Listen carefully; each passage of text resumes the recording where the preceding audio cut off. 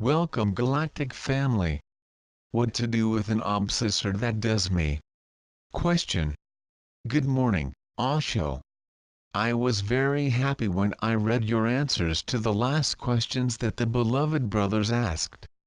I hardly believed it was you who was responding through the Peace and Transformation Confederation.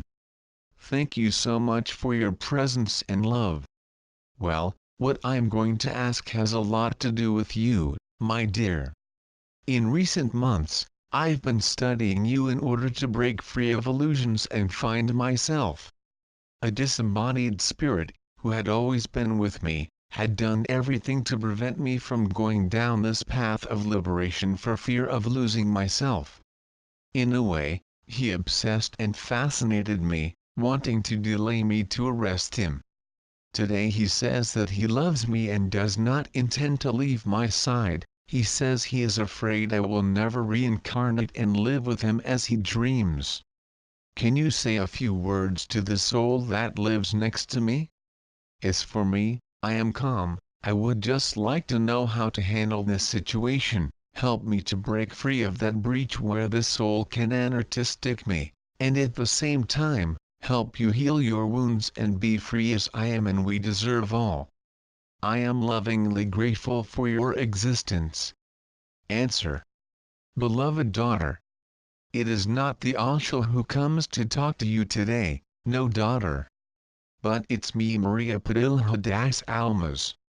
And I come just to say that I, in any honest and committed entity loving the work of neighbor, will not talk with your friend. Do you know why, daughter? Because we would take from you the opportunity for regeneration, forgiveness, and learning that you chose to spend in this life. So, daughter, replace the feeling that drives you to try to break free from it, bring it close to you, surround it with the feeling of gratitude and forgiveness, and pay attention to the learning that is intrinsic to that experience. And then, daughter, go to an Amanda Torero, and leave there your feeling of thanks for directing you in this situation. That will be the closing of your learning. Right, daughter? Stay in peace and love. Maria Padilla. Why my life does not take a direction? Question. Greetings. I am a 42-year-old woman, married and have a 3-year-old son.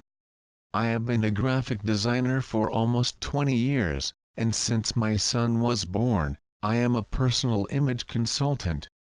I stopped working during pregnancy and started a new profession, and I'm having a hard time getting clients. But I'm optimistic about it.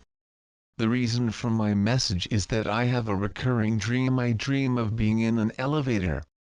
Most of the time it is rising, but sometimes it is still. I am stuck in it, it descends, or it takes me horizontally from one building to another. The elevators are the strangest types out there. Another type of dream is that I'm in some mode of transportation, car, bus, and even ship. I like to think that I will succeed in my new profession, but I do not know if I understand these signs right. I've never had professional success. I've been afraid for years of taking the lead of my life, and even driving. I do not drive. I would, if possible, for an answer. Thank you. Answer. The direction he has not taken of his life is that of his inner truth. As long as you remain engaged in routines of materiality, letting yourself be carried away by facts as if they have the power to control your life, you will no longer open up to new opportunities. Realize that there must be a balance between the acceptance of the present moment and the fear of change.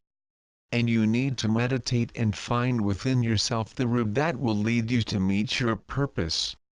Inertia will not get you anywhere, daughter. You need to put movement into your life. Take the direction your heart shows with courage and attitude. Meditate on the waves of the sea, allow this mentalization to bring you to your heart, for it needs the lightness of that energy to find its direction. I'm Maria Padilla das Almas. Because I see equal hours. Question. Lately I've been seeing constant hours. The universe wants to tell me something about it? If so, what would it be? Answer. They are signs to show you that it is time for you to observe your thoughts. Reflect on the thought in your mind the moment you were warned. It is a call to begin to bring your thoughts to be diluted in the silence of the mind. Tranquera. How to overcome the feeling of separation. Question. Masters, how to overcome the feeling of inferiority, separation and shame.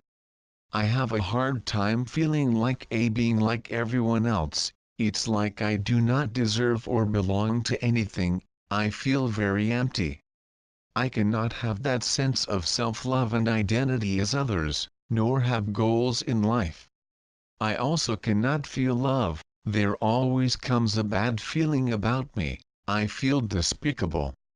I've done so much to try to release it, but it always comes back. Thinking about this and what to do with my life leaves me in a state of panic, despair and self-destruction. I ask your advice, grateful. Answer. The lack of sense of belonging lies precisely in the intensity with which it feeds the self-judgment. You begin to see yourself as part of something, part of the divine essence, when you stop judging yourself. For perceive that everything that is divine is sacred, everything is light, and everything is beautiful and pure. And the energy of the divine does not attune to judgment. How can you at the same time admire purity and divinity, and meanwhile judge the divinity that is also part of you? Remember, son, that you are the divine seed, your light, goodness, peace, and beauty. And you will begin to feel part of that energy when you stop judging yourself. I am El Moria.